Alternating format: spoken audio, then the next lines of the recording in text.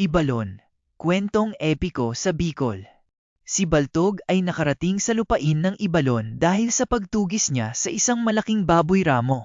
Siya'y nanggaling pa sa lupain ng Batawara, mayaman ang lupain ng Ibalon, at doon na siya nanirahan. Siya ang kinilalang hari ng Ibalon, naging maunlad ang pamumuhay ng mga tao. Subalit may muling kinatakutan ng mga tao, isang malaki at mapaminsalang baboy ramo na tuwing sumasapit ang gabi ay namiminsala ng mga pananim. Si Baltog ay matanda na upang makilaban. Tinulungan siya ng kanyang kaibigang si Hanjong. Pinamunuan ni Hanjong ang mga lalaki ng Ibalon upang kanilang lipulin ang mga dambuhalang buwaya, mababangis na tamaraw, at lumilipad na mga pating at mga halimaw na kumakain ng tao. Napatay nila ang mga ito, maliban sa isang engkantadang nakapag-aanyong magandang dalaga na may matamis na tinig. Ito ay si Oriol. Tumulong si Oriol sa paglipol ng iba pang mga masasamang hayop sa Ibalon. Naging payapa ang Ibalon. Ang mga tao ay umunlad.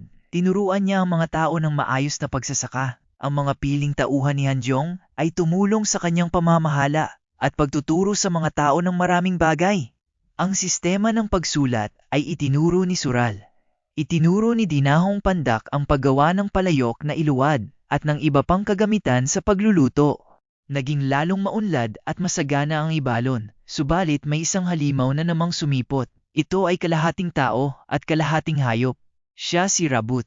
Nagagawa niyang bato ang mga tao o hayop na kanyang maengkanto. May nagtangkang pumatay sa kanya subalit sinamang palad na naging bato. Nabalitaan ito ni Bantong at inihandog niya ang sarili kay Hanjong upang siyang pumatay kay Rabut. Nalaman ni Bantong na sa araw ay tulog na tulog si Rabut.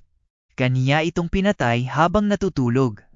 Nagalit ang Diyos sa ginawang pataksil na pagpatay kay Rabut. Di umano, masama man si Rabut, dapat ay binigyan ng pagkakataong magtanggol sa sarili nito. Pinarusahan ng Diyos ang Ibalon sa pamamagitan ng isang napakalaking baha. Nasira ang mga bahay at pananim.